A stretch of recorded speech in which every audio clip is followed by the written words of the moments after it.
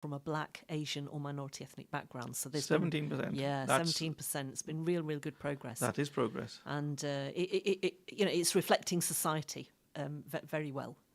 So definitely there has been progress there. No, that I didn't know it was that many. But you do see, I don't think there's many firms out there. I suppose, yes, the smaller ones maybe, but any larger firms, there's not many out there without an Asian or an ethnic minority solicitor or employee in there. So yeah, definitely good progress in the right direction. So as we're talking about your journey to where you are today, how difficult was it? You know what, I think I've been really lucky during my career. Okay. I mean, obviously there are struggles. Everybody has struggles along the way. I mean, I went to a comprehensive state school. I didn't go to private school or anything like that. I'm from a working class background. My parents were not professionals. And, when I was at school, law wasn't something that I ever thought was something I could do or was a profession for me. I didn't know any other lawyers. I didn't have any role models. I didn't have any mentors. At that time, I don't even remember there being legal programs on television. Now you get so many programs on TV about law and lawyers. Yeah. At that time, there was nothing like that. So, law wasn't even on my radar, quite frankly. And as I went through school, my teachers didn't suggest it either as a career. They were kind of pushing me down the, become a nurse or become very kind of traditional vocations for women. And I actually, when it came to doing my A-levels, I did much better in my A-levels than my teachers had predicted, which was fortunate for me. Yeah. And then somebody suggested to me, why don't you try and get a place to do law? So that's what I did. I actually went through clearing. Okay. And I managed to get onto a law degree. Yeah. And that's where it started, basically. That's where I got myself into law. And, at that time, I was really fortunate, because I think one of the biggest struggles that students have now is funding, because we all know how expensive it is. And when I was doing my degree, because it was such a long time ago, we used to get a grant. Our local authority would give us a grant. Yeah. Back when I did it, it was the same thing. Yeah. I remember. It was when I was at university, you could get the grant. But as you say, now it's non-existent. And for that reason, nowadays, if someone asks me, I don't know what your personal opinion is here, but when someone asks me about how to enter the legal profession, or the best way to enter the legal profession, I generally say, okay, you can go through university, get your law degree, but there's other avenues out there. For instance, we've got the legal apprenticeship, which I think is a brilliant initiative, which again is backed by the Law Society, I believe. And also you've got the Silex route. Now, within my firm, I've got two people at the moment who are taking the Silex route. They didn't bother. One didn't bother going to university. The other one went to university, but then has now joined the Silex route to qualify, rather than looking for a training contract, because they, as you will know, it's like gold dust, isn't it? Training contracts are. So I've asked them. Well, I've guided them towards the Silex route, because you're earning and learning, and you don't come out at the other end with a debt. So that's if anyone asks me, that's how I guide them. If you want to become a solicitor, don't think that once you've qualified as a Silex, they're called Filex once they qualify, that you have to just stick as a Filex. No, if it is a solicitor you want to be, you can cross over. And I think what the certain legal institutions have done by allowing the crossovers, I think it's fantastic, and it helps the profession. I have a solicitor with my firm who qualified with my firm on the Silex route previously as well, and he's been with me I think 4 years since qualifying. So yeah, I do feel that there's these avenues, which I don't think whether I don't know whether the universities are guiding the students in that into these apprenticeships, into these routes that are available for them. Sorry, it's meant to be your interview, and No, I'm no, going on. not at all, not at all. I mean, I think the apprenticeship route was specifically introduced to help to increase diversity and to make the profession more accessible. And it's only just started this year, so at the moment we're still kind of Yes. seeing how it's going to work out. I mean, certainly in terms of going back to funding when it comes to actual law degrees and at that stage, the Law Society have what we call the Diversity Access Scheme, and people that are from underprivileged backgrounds, they can apply to get scholarships and to get bursaries, which will help them with some of the funding. Okay. And actually, the scheme is open at the moment. All right, and okay. it closes on the 20th of April. So it's actually, in fact, what day is today? 19th? 19th, Oh, so tomorrow. goodness. So you Tomorrow. literally got 24 Tonight. hours to get your application in, yeah. But, the purpose of that scheme is to help aspiring solicitors who might have obstacles, whether they're educational or social or financial or just personal, and they help with funding. They help to get them placed for training contracts.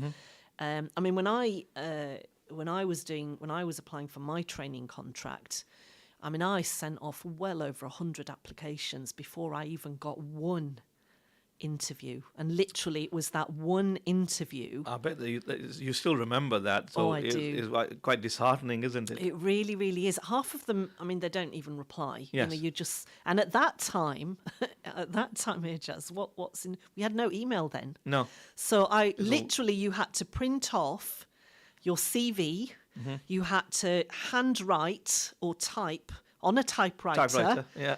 Letters to individual firms and there wasn't an application process at that time. You literally just speculatively sent letters and CVs to as many firms as you could in the hope that somebody would read it and say, oh yeah, and as I say, I sent off more than 100 before I got one firm that came back and said, we'll call you for interview. Yeah, I did exactly the same. Well, not exactly the same. I didn't have to typewrite. Yeah, you're a lot younger than me. Lucky for you. Well, I'm not sure how much younger, but I was a mature student, so I started late. So, yeah, I suppose my message is, it doesn't matter how old you are, you can still, work towards it and achieve your goals. Yeah. So, yeah. But no, I remember the 100 CV, in my head as well. That I said to my wife at the time, I said to her, look, 100 CVs, and I've not got anything, not even an interview. The funny thing is, when I secured a place finally, I started getting other interviews as well. It's like buses, isn't it? Yeah, you don't they get come one together. for ages and then they all come together. Yeah. The day I was supposed to start at a place where I did my training contract, I had an interview call for another place, which may have been a better place, but I thought, I've accepted this now. I'm not going to go back. And what if I don't get that one? So, yeah, I stuck with it. And alhamdulillah, it was the right decision. I am where I am and I'm doing okay now. And everything works out for the best. Alhamdulillah, alhamdulillah. I mean, in terms of funding options, there are other things as well, apart from, I've talked about the Law Society Diversity Access Scheme.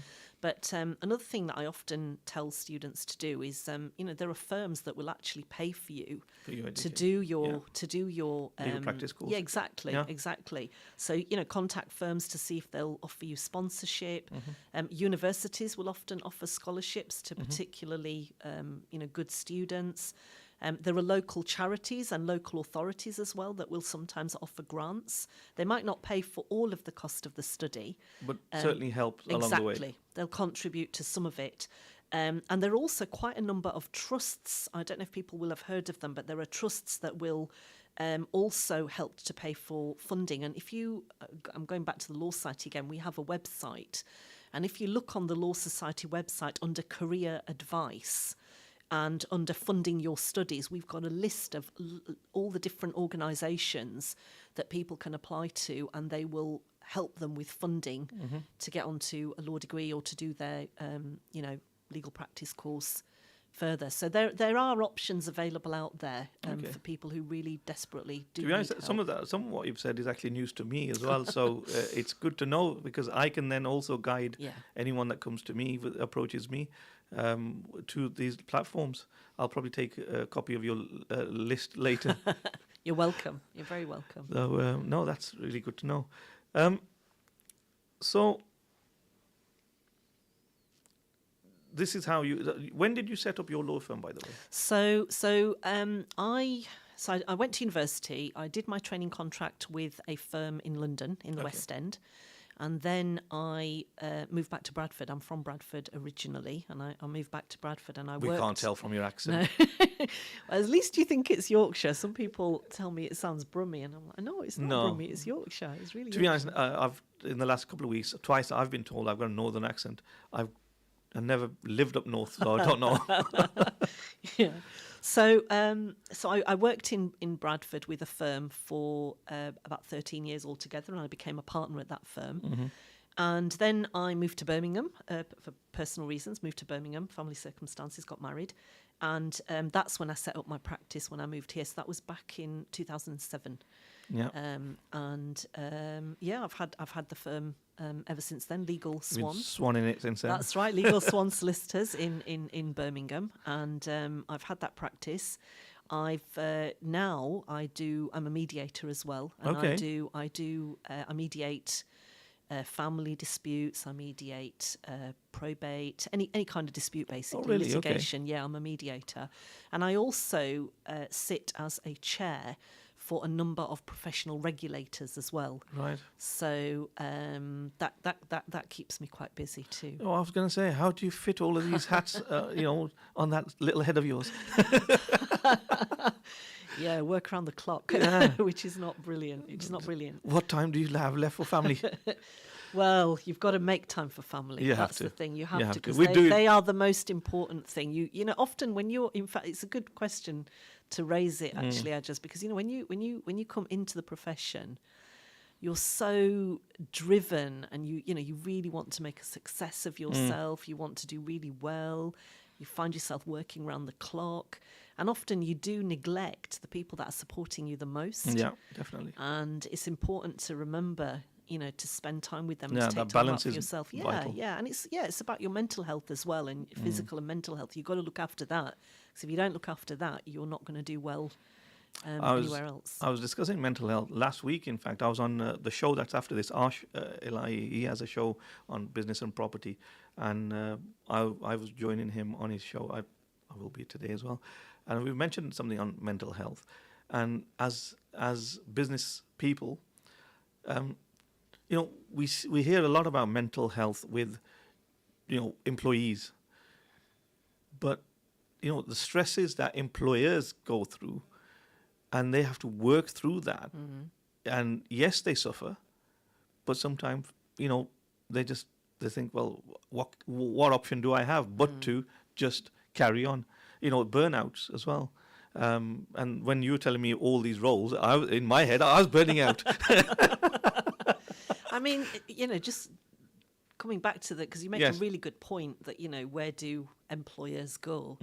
And certainly for solicitors, I don't know if you know, there's an organisation called Law Care, and they are there to support people who may not have anywhere else to turn, and to give them advice and resources and guidance. And again, it is really about making sure you do look after yourself, take time out for yourself, which is easier said than done, because I know when you're, when you've got that email inbox which is just pinging like mad, and you've got piles and piles of deadlines to meet, it's really easy to say, oh, you need to take time out for yourself, because who else is going to do the work? But if you don't look after yourself, you're not going to be able to do the work. Well, I try and my personally, even when I'm on holiday, generally my email's going. Other than December, when you have a shutdown in December, I try not to answer any emails, or I just have a out of office on then, because I'm thinking everyone's off.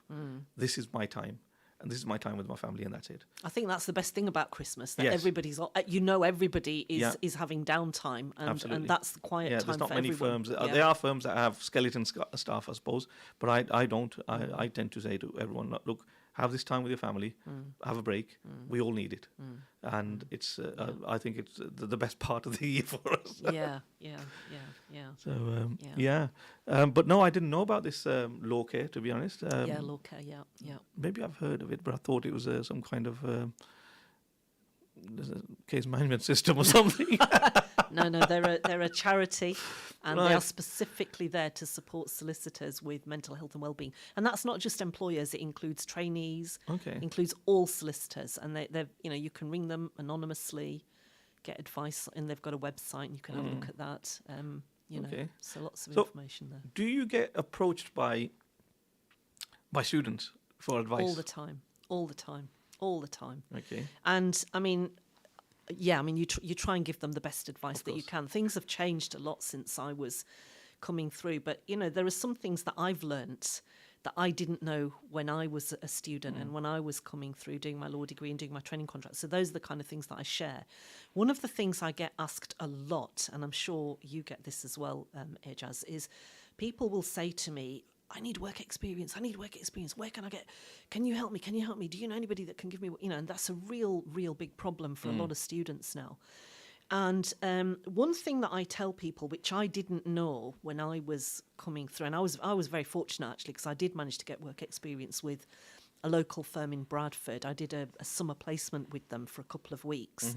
And then fortunately, they let me come back every year, every summer. I worked with them while I was doing my law degree.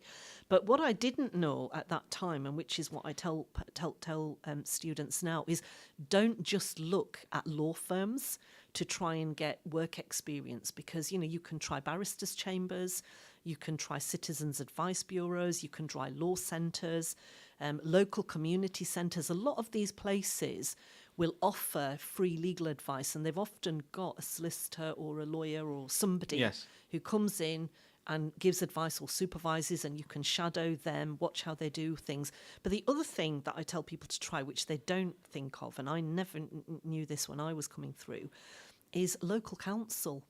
All local councils have, They have a legal department. Exactly. Yes. And you can get fantastic experience if I didn't if think you of that can, myself. Exactly. Just go and ask them, can you give me a couple of weeks, doing your filing, making tea, whatever it is. Yeah. You're just watching people working, but you're getting work experience. And I'm sure they'd find jobs for you to do. I'm sure they will. So local councils have huge legal departments, and they have a really varied work. They're dealing with all sorts of things. They're dealing with, welfare of children. They deal with planning applications, conveyancing. They've got education, health, all sorts of things. So that's one place to try. And then the other place that I always tell people to try is the majority of companies have in-house legal departments. The larger firms, yes. Exactly. Well, not even, you'd be surprised, even smaller firms, All right, okay. Small organisations will have an in-house counsel. They call it in-house counsel. They're usually just a solicitor that deals with all of their legal matters. So if you can get work experience with somebody like that, and, most of the banks, Yes. insurance companies, Even property developers. Exactly. I would say, yeah. Most big companies, even your high street retail stores, they Yes, all have they legal have legal departments. Yeah. So they do. apply to them and just say, look, can I do a bit of work experience for a couple of weeks with you Yeah. over the summer or whatever. So I think a lot of students get really frustrated, because they can't get work experience with law firms. But actually, there's a lot more out there where you can look to try and That's get that. really good advice, to be honest. As I said, I've learned something as well from this conversation. I'll tell you something else actually, which is really interesting. The legal profession, so the Law Society regulates, we represent, I'm getting mixed up now with the SRA. The Law Society represents over 200,000 solicitors. That's how many solicitors there are out there. And, 25% of our profession is now in-house. They work in-house. Oh, really? So they don't work in a Yeah. traditional solicitor's firm.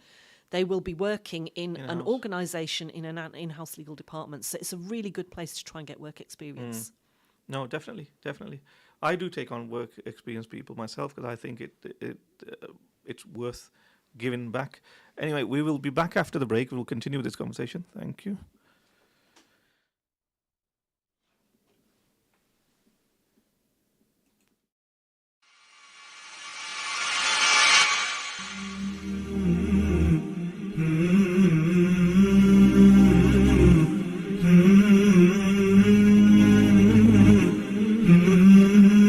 Are you replacing windows in your home? Here at AK Windows, with over 30 years experience manufacturing and installation, we can provide you with premium and affordable UPVC, aluminium windows and doors, roof lanterns, composite and bifolding doors. We offer a free quotation on all work with our selected range of windows in grey, white and much more. We can also repair window and door locks with glass repairs too. We also supply to the trade. Call today for a free quote on 01902 421 500. AK Windows.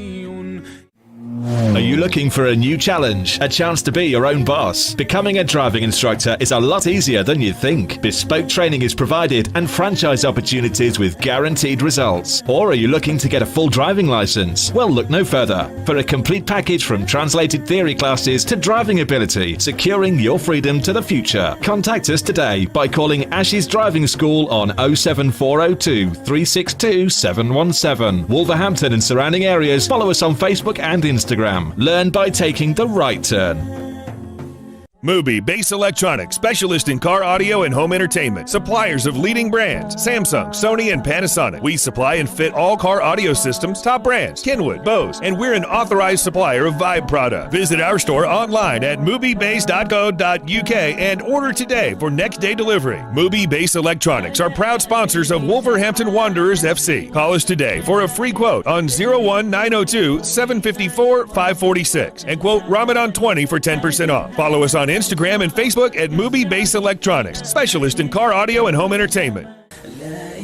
Little Dessert Shop, UK's leading dessert franchise, continues to deliver happiness in Wolverhampton. Order from Just Eat, Uber Eats and Deliveroo. Visit us at littledessertshop.co.uk and contact your nearest branch. From all at Little Dessert Shop, we wish you a blessed Ramadan and a happy Eid. Ready for a new career? Ready to be an engineer? Get ready, get set, get training. Become a qualified domestic gas or electrical engineer with the potential to earn up to 45k by enrolling onto one of our bespoke, accredited, industry-recognised training courses at our purpose-built training centre in Wolverhampton. For more information, visit our website gettraining.com or contact us on 01902 583 941. It's mega deal time right now at Salsa Grill. Any size pizza, a buy one, get one free, with free medium fries. Any curries with 4 roti, just $6.99. Any single burger meal, just $3.50. Masala fish with fries or a naan, only $4.50. It's all here and much more at Salsa Grill, 27 Broad Street, Wolverhampton. Order on Wolverhampton 312 314 or online through Just Eat, Uber Eats or by searching Salsa Grill Wolverhampton. Mina Bazaar, one of the UK's biggest collections of Asian bridal wear and fashion. Established for over 25 years, we're now showcasing and taking orders for our brand new catalogue. We have Mina Bazaar's men's bridal wear. We'll be stocking the very best in groom sherwani, fashion kurta and waistcoats. Book an appointment today and get 15% off during Ramadan at Mina Bazaar, 184 Ladypool Road, Birmingham, B12 8JS by calling us on 07970 265 956. Spice up your iftar with traditional spices and flavours from Indus. We go to great lengths to source only the best in Far Eastern flavours, with a wide range of spices, pulses, lentils and essentials for your kitchen cupboards. From our hot chili powder to our range of beans and pulses. Find our range in leading local supermarkets and retailers. Indus, the world's finest foods. Your tyres are essential for safe driving. They're the only link between your vehicle and the road. At Premier Tyres, we proudly stock leading tyre brands such as Goodyear, Michelin, Pirelli and more. We're also your go-to garage for MOTs, servicing, exhausts and all your mechanical needs. With the most affordable prices in town, unmatched quality, knowledgeable and fully qualified mechanics, we will look after your car no matter the make or model. Premier Tyres, Crown Street, WV1 1PX. Call 01902 455 684 or visit premiertyreservices.com. Every Ramadan, many around the world remain hopeful of your zakat and sadaqah, to see them through their toughest days. That's why your charity not only improves lives, but saves lives. Give hope to millions around the world from your hands, through Muslim Hands. Hope is never lost when we place our trust in Allah. Hold on to hope and help save lives. Visit muslimhands.org.uk today. This is Ramadan Radio, your local voice, your local Muslim radio. Go to RamadanRadioWolves.com and donate to your local mosque.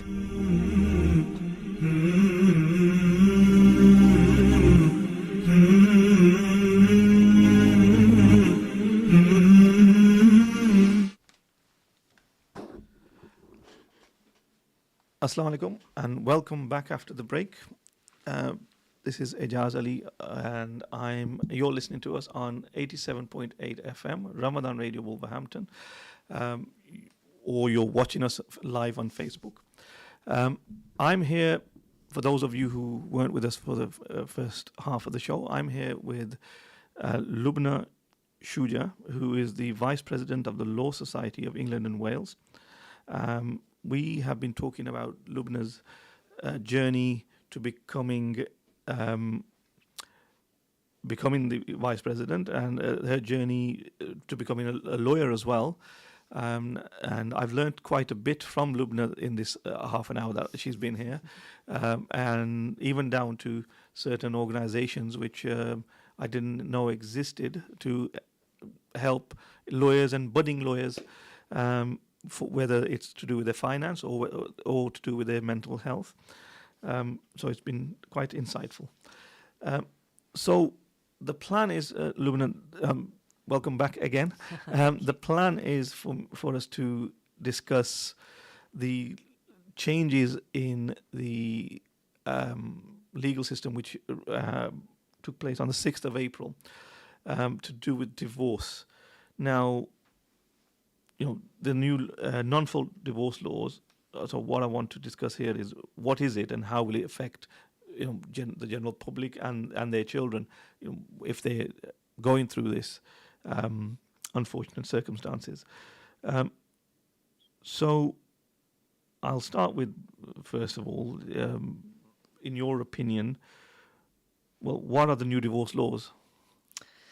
Okay, so as you said, on the 6th of April this year, we had a new act came into force. It's called the Divorce, Dissolution and Separation Act 2020. And that came in to allow couples to be able to divorce without putting blame on each other. What used to happen before that act was in place, and probably many of your listeners will know this already, but there were 5 grounds that you had to show in order to apply for a divorce. And if you couldn't show one of those 5 grounds, you wouldn't be able to apply for a divorce. So to give you an example, the first ground was adultery. Yes. The second ground was unreasonable behaviour, which was basically anything that your partner might have done that you felt that you couldn't live with them anymore for that reason.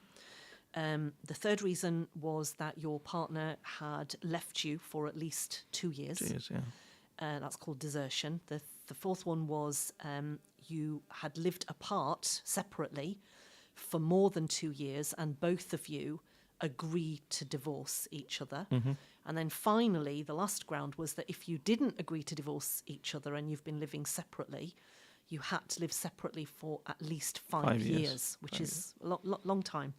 So the problem that we had with that really was that parties had to find a reason for divorcing each other, and there's a lot of finger pointing, quite frankly. Yes, I've come across that as well.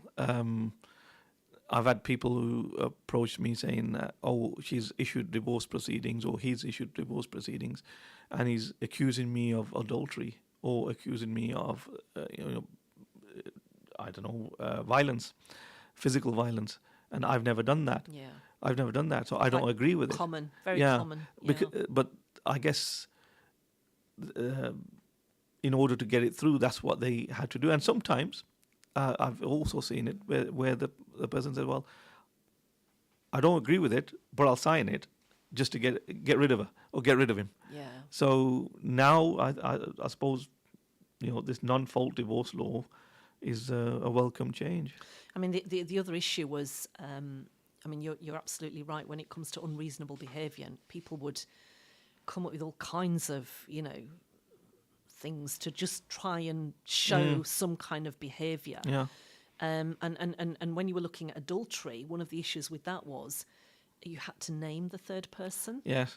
And that's dragging another party into the scenario, and then that could have an impact on that person's private life, family, whatever. It was just causing so much distress, so much hurt, so much anxiety to the parties, and it was a very, very adversarial process, which is not good. It's not good for the couple that are involved. It's not good for the children that are involved, because ultimately they see their parents going through this. No, if they are children, definitely that has quite an impact on their mental. We spoke briefly on mental health a bit earlier, and that would have an impact on their mental health.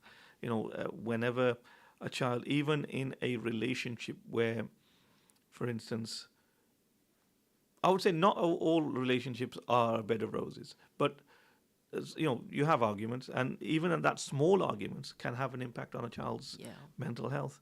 So where something is as big as this,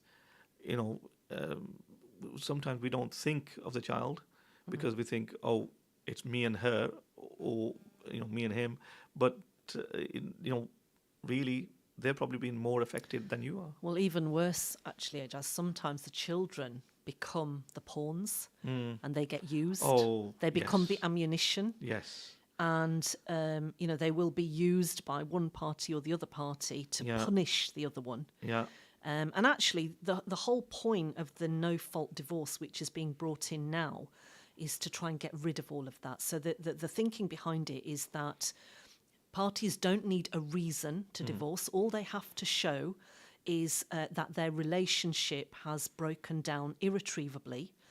And in fact, if the two parties are agreed, and they both agree that they want to have a divorce, they can issue a joint application. Yeah. So actually, they are both applying for the divorce, and they both agree that the marriage is over. It's not one or the other. And we couldn't do that under the previous system. Under the previous system, it was always one person would start it. And quite often what you would find, and I don't know if you came across this in your work, I certainly did when I was dealing with family law, you'd get one, there'd be a race to who can get the petition in first, who can come up with the, and then often when the petition's gone in, the other party would then say, well, I don't agree with any of that. Yeah. It was the other party's fault, and I want to put in my own petition. Yeah. So then you'd end up with a cross petition, and the costs are going sky high. The stress is increasing. The length of time the divorce is taking is increasing. So really, the only one benefactor out of that, isn't it? There's the lawyer.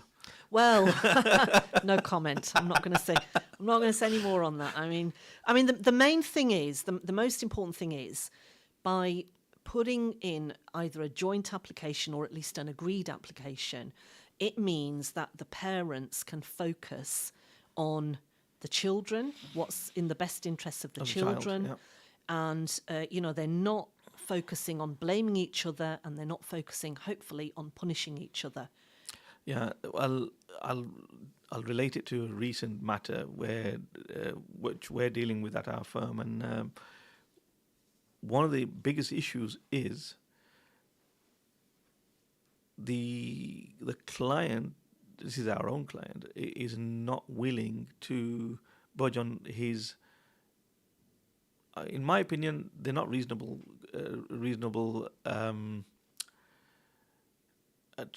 demands. He's arguing over where he should be picking the child up from. Why should I pick him up from here when I want to pick him up from such and such place? This is to do with less the divorce, more the child contact. It's been really difficult as well. Yeah, it's been isn't very it? Just trying difficult. to be It's been very difficult. Mm. I'm not actually involved in this matter. One of my colleagues is, but I've recently been called by the person who referred the client to us to look into it, and hence why I know more about it is because he was moaning that he thinks that we're on the other party's side, rather than his side. So I called him in, sat the lawyer down, and said, right, now let's discuss.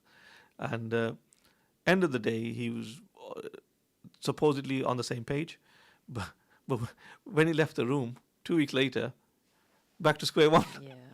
So he just want to play ball. I had to tell him, look, we're on your side, but you have to think. The court will think what's in the best interest of the child, not, oh, he wanted to do this, okay, we're looking after his interest. No, it's not you, it's the child.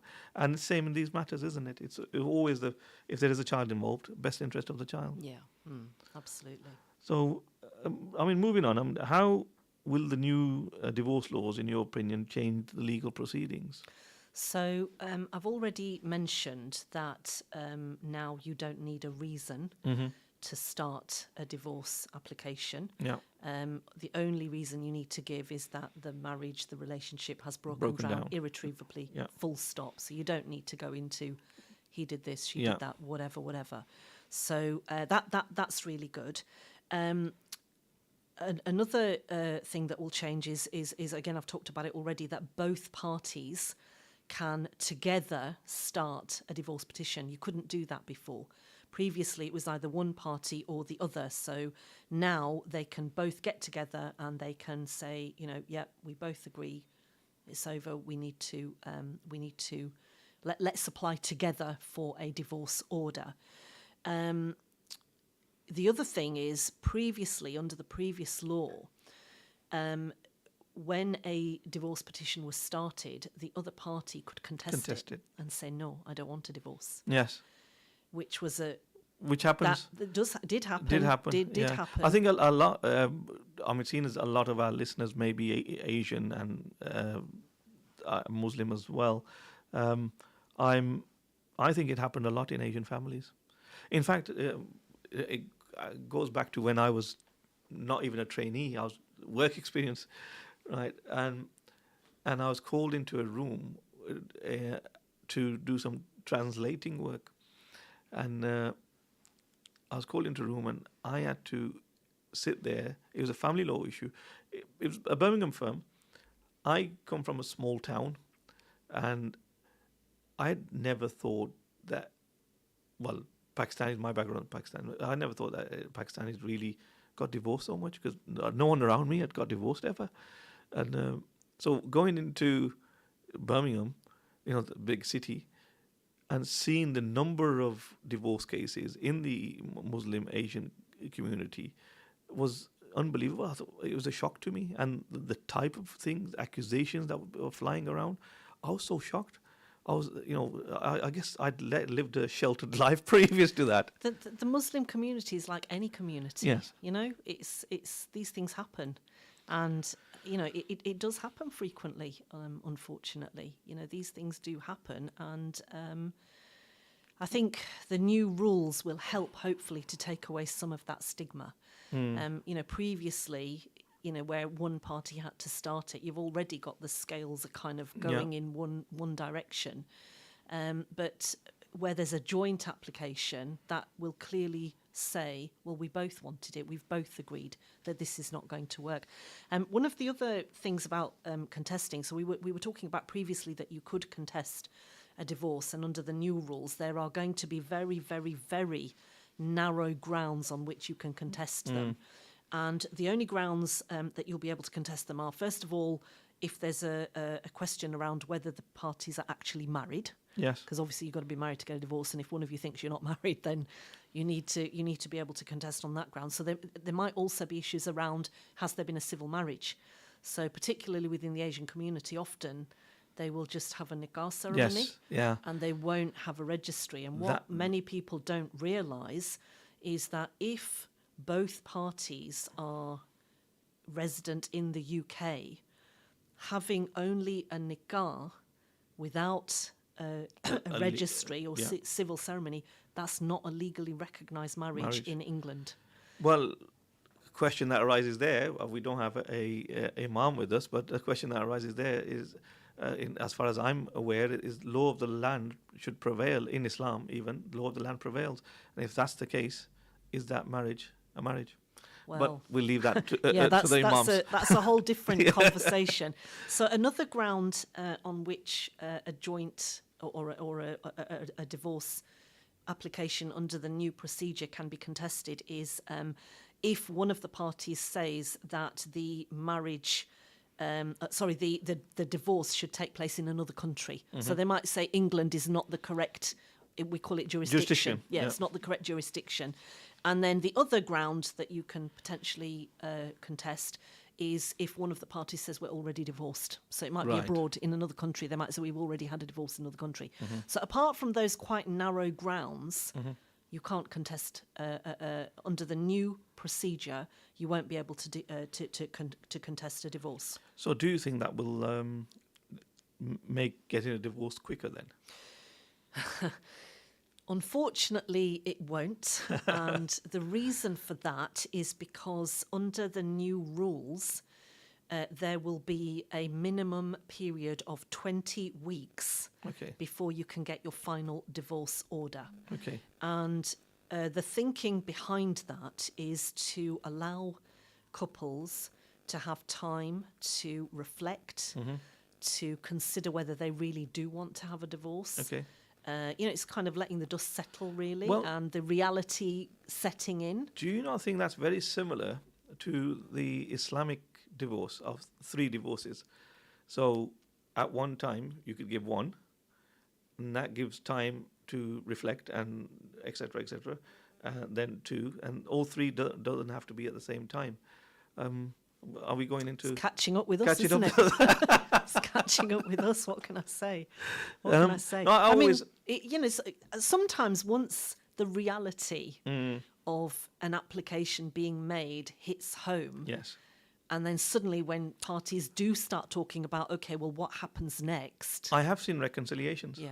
I have seen reconciliations previously. And we always encourage it. If there is an opportunity, Of course. Yeah. and certainly, particularly in the blessed month of Ramadan, if you can find, reconciliation, if you can find grounds to try and make things work, really strongly encourage you to do that. Yeah, definitely. I'm an advocate of that. In fact, when I see a client, I say to him, I actually sit him down and I say, right, okay, whatever your reason, is it big enough to give up on so many years of marriage?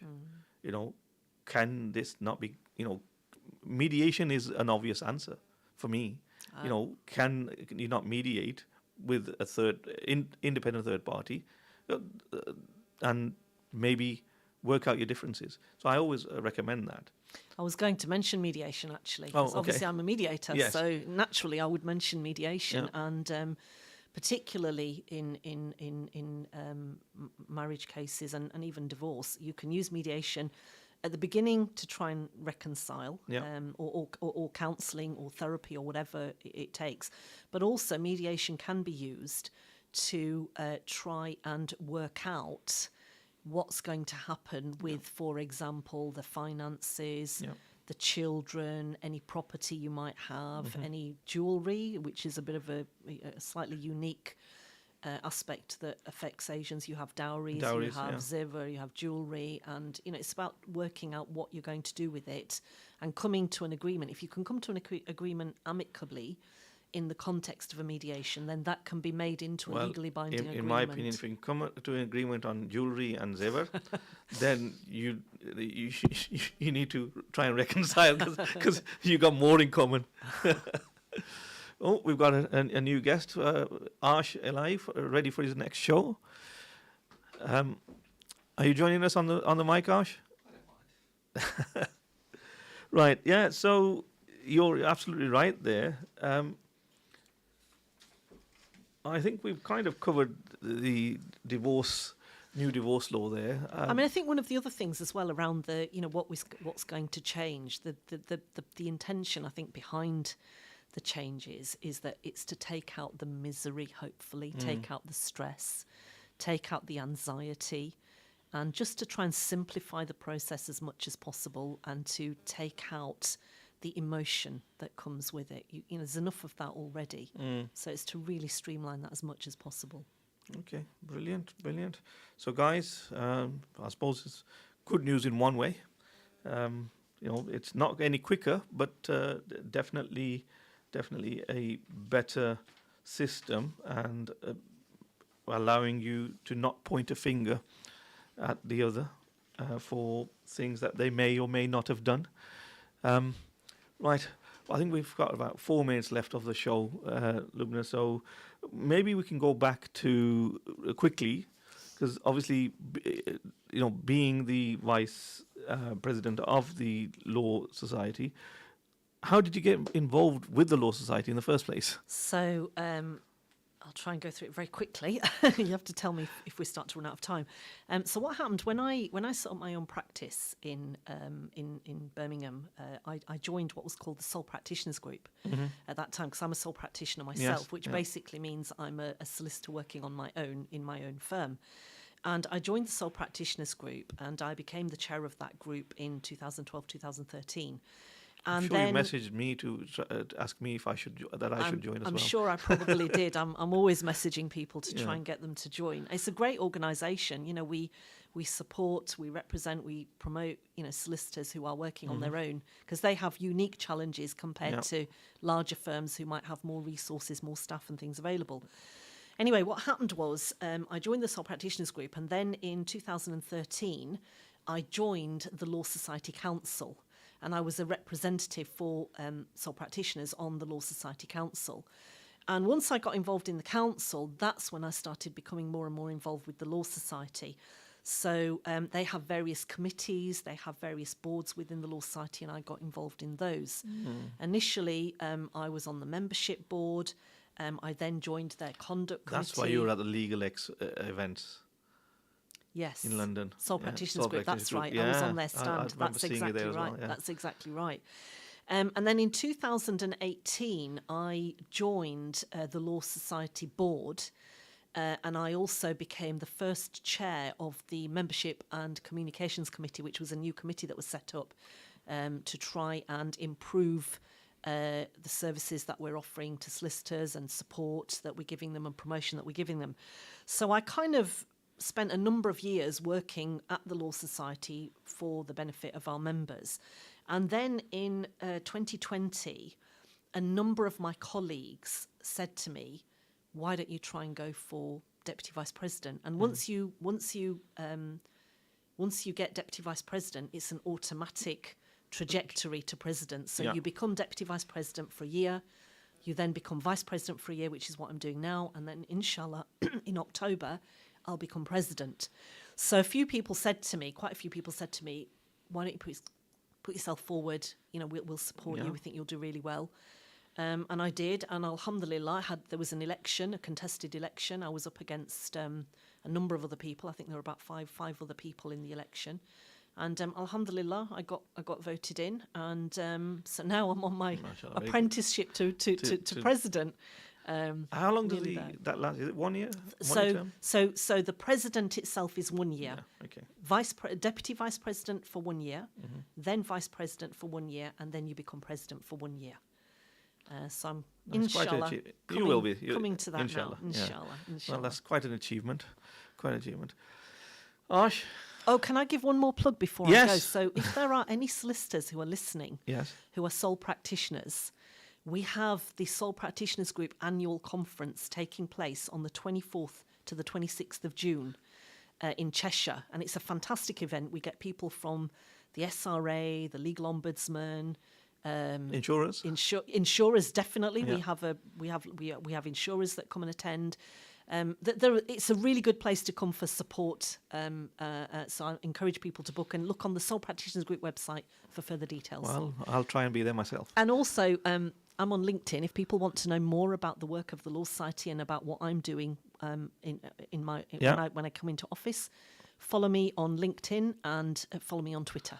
And if you can't get hold of her, get hold of me and I'll put you in touch. Thank you. Right. Thank you very much. Right. Anyway, we've only got a little bit of time left. Thank you for coming. It's been really, really good. I'll try and get you again at some point. Thank you very, very much for inviting me. Really appreciate it. Thank you. And guys, we'll see you next week. Allah Hafiz.